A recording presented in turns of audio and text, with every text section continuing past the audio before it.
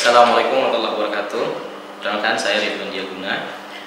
Pada video ini saya ingin menjelaskan terkait dengan pernyataan diri saya sebagai seorang dosen dalam unjuk kerja Tridharma Perguruan Tinggi terkait dengan bidang pengajaran.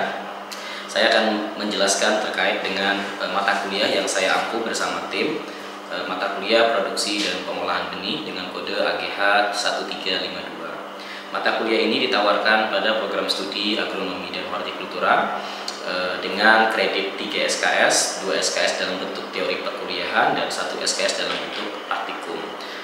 Mata kuliah ini biasanya ditawarkan pada semester genap untuk mahasiswa semester 6 yang dikategorikan sebagai in-depth course atau mata kuliah pilihan, yang untuk mengambil mata kuliah ini memerlukan mata kuliah prasyarat, yaitu dasar ilmu dan teknologi benih. Mata kuliah ini saya ampu bersama tim yang dikoordinir oleh Dr. Abdul Qadir, kemudian bersama tim Dr. Muhammad Suhartanto, kemudian Chandra Budiman, Bapak Chandra Budiman, Bapak Ahmad Zamzami, Ibu Okti Syah Isyana Permatasari, saya sendiri Ridwan Diaguna, dan juga Astriani Rosyad. Mata kuliah ini kami menyampaikan terkait dengan bagaimana mahasiswa pengertian benih sebagai bahan tanam bermutu, kemudian sistem pengelolaan produksi benih, kemudian prinsip agronomis dan genetik dalam produksi benih tanaman non-hibrida dan tanaman hibrida, kemudian bagaimana proses pengolahan benih dan mekanisme kerja alat atau mesin pengolahan benih dan pengelolaan unit pengolahan benih. Dalam mata kuliah ini ditawarkan untuk mensupport capaian pembelajaran lulusan program studi agronomi dan hortikultura agar mahasiswa mampu menguasai ilmu dan teknologi benih untuk memproduksi dan mengolah bahan tanam unggul bermutu. Harapannya capaian pembelajaran sendiri untuk mata kuliah ini, mahasiswa mampu menjelaskan benih, konsepnya benih bermutu, kelas benih, pola perbanyakannya, pengadaan benih, tujuan dan peran produksi benih dalam pengadaan benih. Kemudian kami mengharapkan mahasiswa mampu menjelaskan tentang sistem perbenihan dan pengelolaan produksi benih. Mahasiswa juga diharapkan mampu memahami prinsip agronomis dan genetik dalam produksi benih, kemudian memahami proses produksi benih tanaman dan proses pengolahan benih, kemudian menjelaskan itu adalah CPMK yang kami harapkan dari mata kuliah ini. Mata kuliah ini saya sampaikan dalam bentuk pertemuan tatap muka dan juga di kelas, dan untuk teori, dan di lapangan untuk praktikum. Dalam penyampaian materi, kami menggunakan sistem dalam bentuk tatap muka, dalam bentuk ceramah interaktif, diskusi kelompok, dan juga studi kasus. Dalam kegiatan praktikum, mahasiswa dapat mengikuti perkuliahan ini dalam bentuk praktik produksi tanaman di lapangan dengan project based learning dan penguatan dan pengamatan dan pengolahan benih. Biasanya mata kuliah ini kami sampaikan dalam bentuk teori selama 2 kali 45 menit, kemudian dalam sesi praktikum selama 3 kali 50 menit untuk setiap tatap muka. Dalam pertemuan, jumlah pertemuan sebanyak 14 tatap muka dalam satu semester. Kami dalam perkuliahan ini menerapkan prinsip interaksi. Kami bisa berinteraksi dengan mahasiswa bisa berkomunikasi dengan kami terkait dengan keberlangsungan perkuliahan. Selama proses perkuliahan, mahasiswa dapat berdiskusi aktif di dalam kelas dan laboratorium. Ketika mereka menemukan sesuatu yang belum dipahami ataupun menemukan sesuatu yang ingin didalami, mereka bisa langsung bertanya secara aktif. Kemudian kami juga menerapkan prinsip interaksi bimbingan kelompok, karena nanti mahasiswa ketika dalam kegiatan praktikum akan dibagi menjadi beberapa kelompok. Mereka bisa bimbingan ke kami, kemudian berdiskusi terkait dengan permasalahan terkait dengan praktikum yang ada di lapangan terkait dengan produksi benih. Kemudian karena ini ada mata kuliah project based learning, sebagian pertemuannya adalah dalam bentuk project based learning, mahasiswa juga bisa mempresentasikan hasil proyeknya, dan kemudian baik dalam bentuk proyek lapangan ataupun kami menugaskan mahasiswa untuk membuat layout alat. Kemudian dari hasil presentasi itu kami dapat memberikan feedback, umpan balik terhadap tugas maupun tugas akhir, tugas proyek, tugas laporan akhir, tugas dan yang lainnya. Kemudian yang terakhir adalah kami mencoba pergi bersama-sama ke lapangan untuk menerapkan sistem pembelajaran kolaboratif berbasis project based learning. Kemudian yang terakhir adalah bagaimana kami memberikan asesmen terhadap mata kuliah ini terkait dengan keberhasilan pembelajaran mahasiswa. Kami menerapkan dalam 6 kelompok kriteria penilaian yang secara sumatif berjumlah 100%.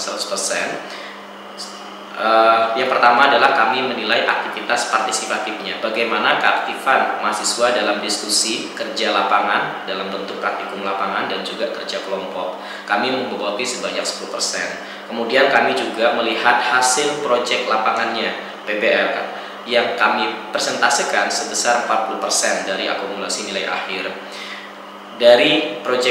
Dari PBL kami ingin melihat mutu pertanaman yang mereka produksi di lapangan, hasilnya seperti apa, hasil benihnya, kemudian ataupun layout alat yang mereka ciptakan ataupun penerapan teknik tertentu dalam proses pengolahan benih. Kemudian yang ketiga adalah subkomponen tugas dan laporan proyek. Kami memboboti sebanyak 15%. Kami ingin melihat bagaimana rencana kerja produksi benih dan laporan akhir praktikum mereka bisa selesaikan. Kemudian yang keempat adalah kami menerapkan asesmen dalam bentuk kuis mingguan untuk melihat mengevaluasi penguasaan materi mingguan setiap weekly, setiap minggu pertemuan berbeda-beda topik yang didapatkan oleh mahasiswa dalam mata kuliah ini.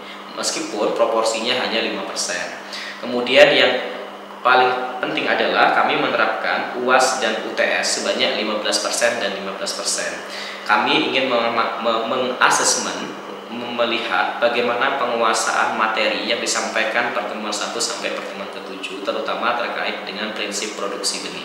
Kemudian di UAS kami akan memberikan asesmen untuk melihat pemahaman mahasiswa terkait dengan materi yang disampaikan dari pertemuan ke-8 sampai dengan pertemuan ke-14 terkait dengan materi pengolahan benih.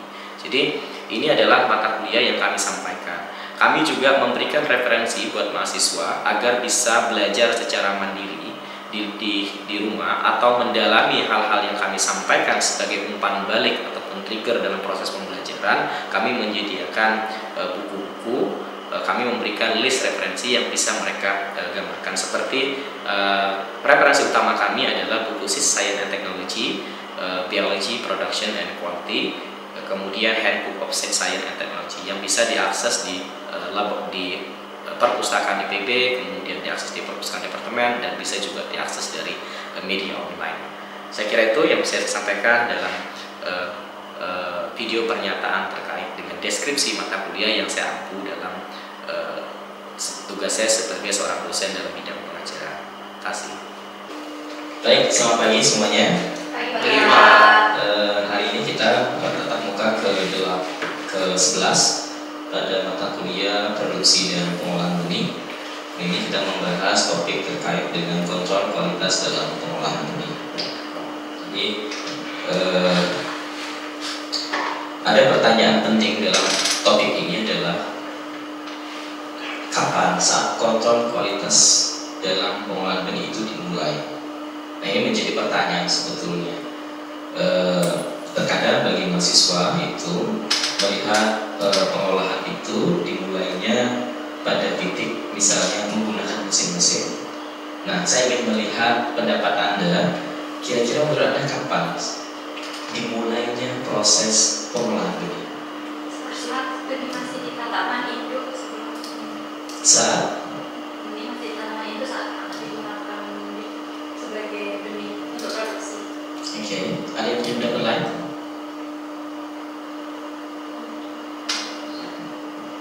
Ada yang punya pendapat lain? Mulai dari menanam untuk produksi benih. Mulai dari menanam untuk produksi benih. Oke, ada yang punya pendapat lain?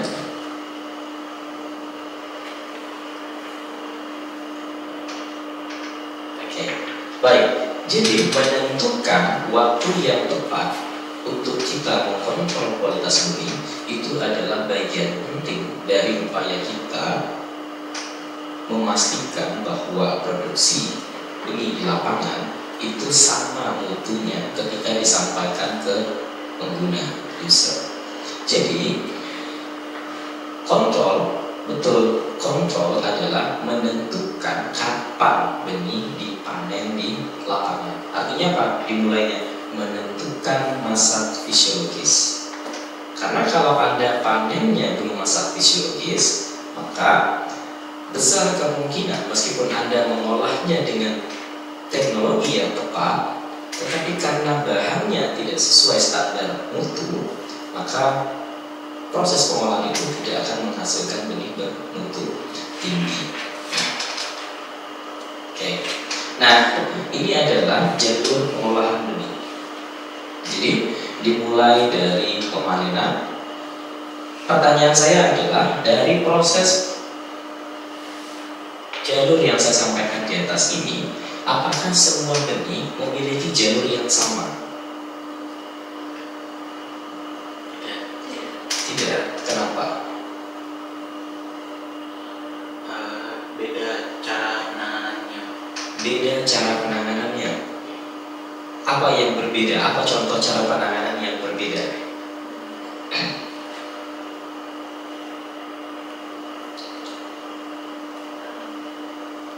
Kapasitas sama benih ortodoks beda. Terus kalau kayak padi itu kan butuh angkara itu juga Oke. Komoditas yang memiliki sifat kalsitrat dan normasi pasti sudah berbeda. Pertanyaan saya selanjutnya, apakah semua benih ortodoks memiliki jalur pengolahan yang sama?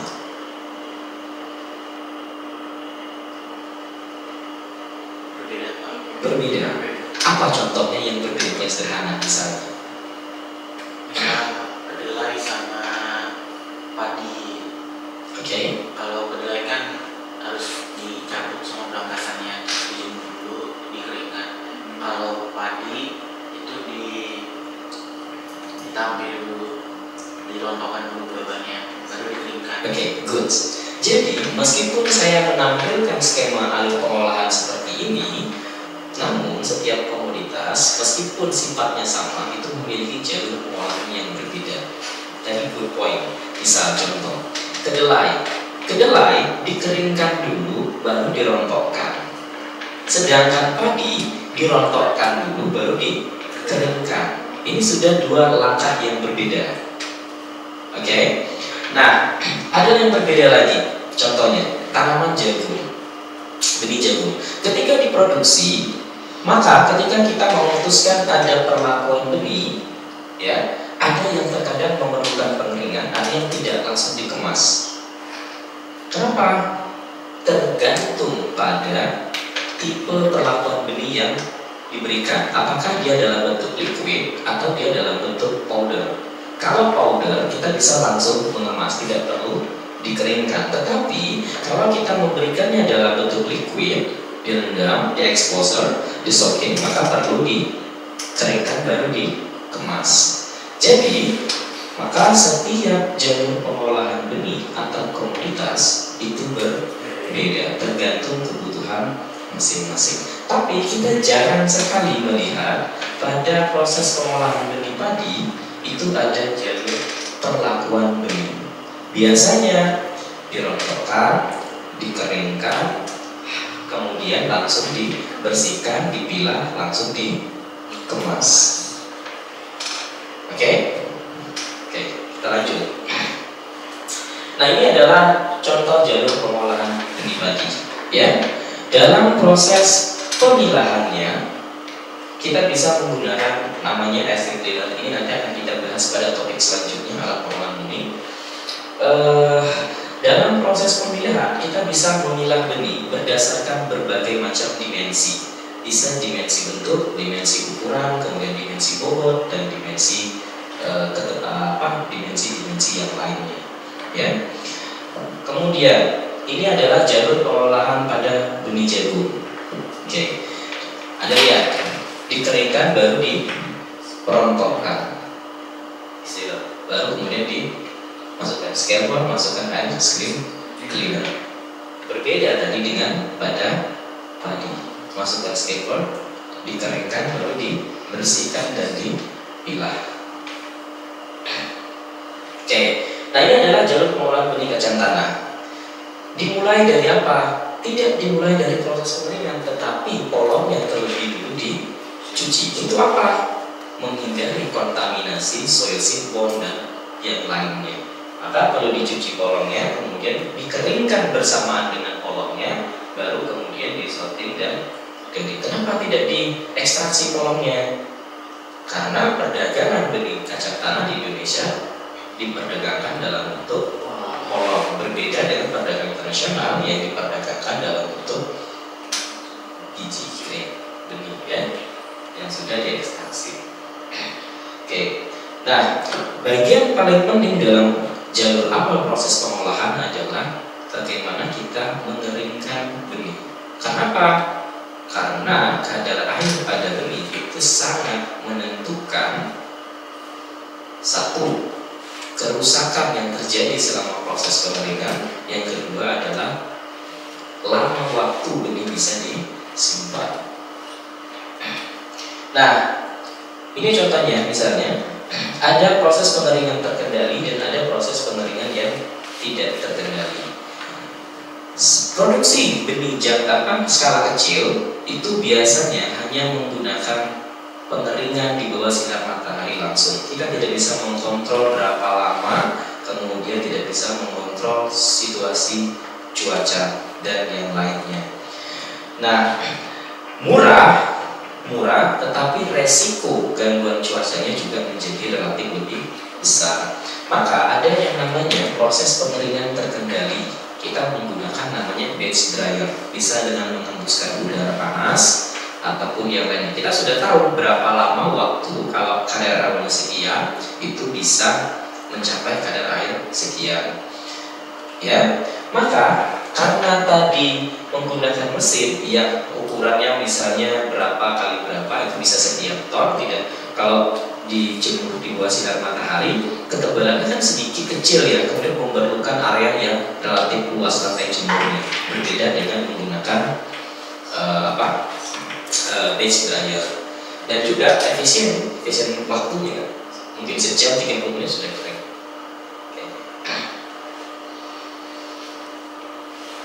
Nah, bagaimana? Apa kendala dalam proses pengeringan? Biasanya pengeringan itu berlangsung dengan lambat. Kalau lambat apa yang terjadi? Ya, benih mengalami degradasi. Ya, kapasitas produksinya menjadi turun. Karena apa? Selama proses pengeringan itu hujan, menambah kadar air, panas, keluar kadar air. Akhirnya nggak selesai. Akhirnya beberapa benih mengalami infeksi selama proses pengeringan. Kemudian karena infeksi pasti itu akan selama proses pengolahan akan tersingkirkan, maka jumlah benih yang kita peroleh juga akan semakin terus menurun, sehingga kapasitasnya juga menurun. Nah, bagaimana kalau kita menggunakan pengeringan yang lama, yang cepat, pengeringan dengan suhu udara, saya sampaikan dengan batch dryer. Problemnya ini juga ada, meskipun laju pengeringannya cepat, tapi problemnya ada. Ya, kenapa? Kalau kita menggunakan suhu udara pengeringan yang cepat, itu biasanya benih mengalami proses hidrasi, kehilangan air dari sel. Kemudian kalau dia sudah mengalami dehidrasi, dia nggak bisa balik struktur sel, sehingga nanti kualitas benihnya menjadi rendah. Jadi memang problematik dalam menentukan metode pengeringan. Terlalu lama juga tidak bisa, benih mengalami dehidrasi. Terlalu cepat, benih mengalami proses hidrasi. Oke. Atas kemudian apa strateginya? Maka kita bisa melakukan proses pra pengeringan sebelum dilakukan. Ya, kenapa pra pengeringan perlu dilakukan? Untuk untuk mencapai standar kadar air minimum, untuk mengurangi fast drying. Jadi sebelum masuk ke batch dryer biasanya dikeringkan sehari, kemudian baru masuk batch dryer. Jadi kalau degradasi airnya 23%, tiba-tiba dalam 1 jam langsung degradasi jadi 11% atau 10%, itu kan proses elevasinya sangat tinggi, sehingga ini rawan kalau Anda merasa punya baju gitu, Anda peras terus Anda pakai bajunya kan. Tapi kalau Anda keringkan secara perlahan di jemuran, struktur baju Anda rusak tidak? Sama, sel pada benih juga sama. Ya. Oke, jadi apa tujuannya? Kita mengevaporasi secara bertahap, sehingga kita juga bisa mengurangi biaya produksi, mengurangi biaya selama proses di lapangan penjemur sinar matahari, dan juga di secara cepat menggunakan batch dryer.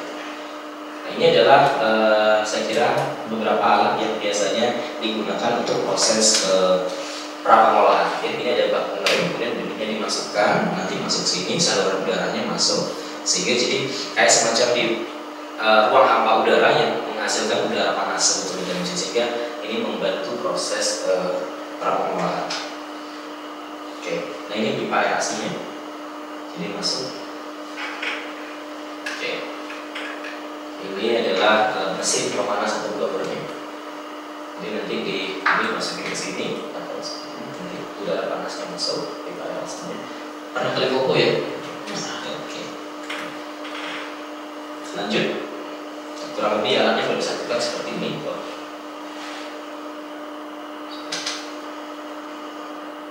Kurang lebih alatnya kalau disatukan seperti ini. Jadi ini masuk. Sudah ada hasil. Dalam penelitian ini juga dicoba melihat manfaat biaya dan rasio masing-masing pelabuhan. Kalau dilihat sebetulnya kombinasi pra-pengeringan 36 jam dan suhu udara pengeringannya sebesar 50 derajat Celcius itu lebih menguntungkan sebetulnya dilihat dari nilai DC rasionya yang paling tinggi dibandingkan dengan kombinasi suhu udara pengeringan dan pra-pengeringan yang lainnya sebetulnya. Jadi ini menunjukkan bahwa perlakuan pra-pengeringan yang dikombinasikan dengan pengeringan suhu udara itu menunjukkan kita bisa meningkatkan efisiensi dalam proses pengeringan benih. Oke, nah ini adalah ada beberapa hal sebetulnya yang perlu teman-teman perhatikan nanti ketika melakukan proses pengolahan, ya. Coba, apa yang bisa Anda pahami dari dua gambar ini? Processing house sama kompresor. Kompresor, oke. Apa yang bisa Anda terjemahkan? Berarti harus punya processing house sama kompresor itu untuk membersihkan alat-alatnya. Oke. Good. Jadi hal yang paling penting adalah karena kita tidak menggunakan alat processing itu untuk sekali pakai, tetapi menggunakan alat processing yang sama untuk beberapa kali proses pengeringan, terutama benih yang sama, komoditas yang sama, tetapi lotnya berbeda, varietasnya berbeda. Sehingga kompresor itu sangat penting dalam upaya kita menjaga tingkat kebersihan pada alat processing. Jadi terkadang benih mengalami penurunan kemurnian itu bisa juga disebabkan oleh alat pengolahan, tidak hanya semata campuran peretas lain selama proses produksi di lapangan. Hal yang lainnya adalah dalam proses produksi itu kita memerlukan desain yang teratur. Untuk apa? Untuk meningkatkan efisiensi dan menjaga mutu dan biodiversitas. Terkait dengan apa? Kalau Anda jalur pengolahannya tidak baik, Anda akan kebingungan. Kemudian bisa jadi terjadi proses pencampuran, kehilangan identitas benih. Maka penentuan jalur pengolahan, tata letak dalam proses unit pengolahan itu menjadi isu yang penting dalam proses pengolahan benih. Dan juga labeling tentunya. Karena kalau Anda tidak memberikan label yang tepat, nanti analisisnya akan bingung. Ini benih apa, ini prosesnya apa, varietasnya apa, komoditasnya apa, kadar airnya berapa, Anda akan analisnya akan kebingungan, ya. Oke, nah ini adalah pemeriksaan alat panen dan processing. Jadi lantai jemurnya diperiksa, kemudian unit processingnya, kemudian dan yang lainnya untuk memastikan sekali lagi saya tekankan adalah menghindari campuran atau campuran varietas lain selama proses pengolahan. Nah ini lantai jemurnya, kalau dilihat ada semacam lekukan di bagian tengahnya. Ini dalam upaya biasanya kalau terjadi hujan kita bisa menutup sehingga air tidak tergenang di bagian tempat untuk, sehingga airnya terbelah ke aliran, ya, sehingga air cepat keluar dari lantai jemur. Kalau airnya lambat keluar kita nggak bisa guna-guna lantai jemurnya nanti. Oke. Nah ini adalah proses pemeriksaan alat pengolahan ini, dimulai dari ini mesin perontok, ya, kemudian alat penyimpanannya, kemudian dan penjemurannya. Nah ini tahu apa? Digunakan untuk apa? ice cream cleaner. Karena dalam proses ice cleaner, penentuan saringan itu menjadi faktor kunci. Kalau Anda salah memilih saringan, maka proses pengolahan Anda tidak akan berlangsung secara efektif dan efisien. Tingkat keberhasilan pengolahannya menjadi rendah. Maka Anda harus tahu, kalau benihnya bulat, Anda pilih bentuk saringannya bulat. Kalau benihnya lonjong, Anda pilih bentuk saringannya yang lonjong. Kalau benihnya berukuran kecil, pilih saringan yang kecil. Maka penentuan bentuk dan ukuran saringan dalam proses pembersihan dan pemilihan benih menggunakan ice cream cleaner itu menjadi isu yang krusial. Ini adalah beberapa alat yang digunakan dalam proses pengolahan benih. Yang paling kanan, kiri kanan atas, kiri atas ini adalah batch dryer. Biasanya digunakan untuk pengeringan terkendali.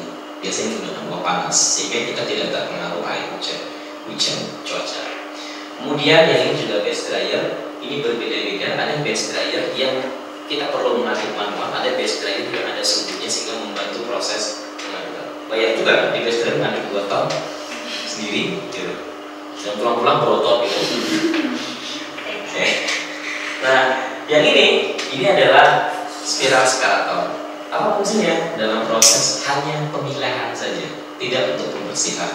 Memilah apa? Berdasarkan apa? Berdasarkan bentuk permukaan benih. Pipi bulat lonjong, sehingga dia biasanya memiliki tiga jalur biasanya. Benih yang bulat akan tetap berada pada jalur lintasan terluar. Ya, analoginya barangkali kalau Anda pernah ikut tahu yang motor di dalam mobil. Nah, kalau dia rodanya lurus, kira-kira dia akan tetap berada di lintasan nggak? Ya, kalau rodanya segitiga dia akan tergeliat jatuh ya. Nah, kurang lebih analogi penggunaan alat ini dalam proses pemilihan benih adalah serupa, menggunakan gaya sentrifugal. Kanan bawah ini adalah alat perontok, terutama biasanya digunakan pada untuk merontokkan benih padi biasa. Ya, oke. Nah, ini adalah proses loading. Ya, ini ini adalah air gravity separator GTS. Ada biasanya 4 pintu, dimulai dari benih dengan massa jenis yang tertinggi, ringan dan segala macam. Nah, nanti di setiap pintunya nanti akan ada wadah penyimpanannya. Maka labeling wadah penyimpanan menjadi penting. Kalau nggak labeling nanti kandungannya taruh sini. Benihnya banyak ya. Tadi yang mana ya? Maka akan mudah dalam proses pengolahan. Kalau kita tidak merencanakan labeling dengan baik, maka mungkin kita akan mencampurkan berbagai macam hal. Ya. Nah, ini adalah proses apa ini istilahnya? Pengelompokan lot sesuai dengan identitasnya. Kemudian di lantainya juga perlu agar tidak langsung bersentuhan dengan lantai. Kenapa? Kalau menggunakan semen biasanya dia masih menghasilkan uap air, sehingga perlu ada ruang udara di bawahnya sehingga tidak terjadi uap airnya masuk ke bagian bawah. Kemudian di loading ketinggiannya juga tidak boleh terlalu tinggi. Kalau terlalu tinggi apa nanti terjadi? Penyerahan terjadi ya. Kemudian sulit dalam proses manajemennya, pengelolaannya. Kemudian juga tumpukan yang tinggi biasanya juga menyebabkan kadar air juga suhu antar lot juga akan berbeda. Nah, ini loadingnya segala macam ya, labeling. Kemudian labelingnya juga ada standarnya. Kalau bisa 50 kilo paling tinggi, jangan sampai ada yang 200 kilo benihnya. Kan mentang-mentang ada kemasan 200 kilo benih ukuran 200 kilo gitu ya. Nah, itu akan menyulitkan dalam proses nanti waktu pengambilan sampel sebetulnya. Nanti kan waktu ada petugas pencocok untuk pengambilan sampel, maka itu akan menyulitkan dalam proses penentuan sampel. Nah, ini adalah kalau tidak menggunakan karung kuning, bisa menggunakan drum-drum penyimpanan sementara. Ini biasanya hanya penyimpanan sementara, bin-bin penyimpanan sementara. Oke, nah kemudian ini adalah laporan-laporan yang biasanya oleh petugas pemeriksa alat processing dalam penentuan proses sertifikasi benih. Biasanya mereka melaporkan hasil laporan terkait dengan pemeriksaan alat proses benih dalam bentuk laporan-laporan seperti ini secara resmi. Di Indonesia masih berlaku sampai hari ini. Oke, saya kira itu mata kuliah yang bisa saya sampaikan hari ini, topik hari ini. Pada hari ini, terima kasih. Assalamualaikum warahmatullahi wabarakatuh.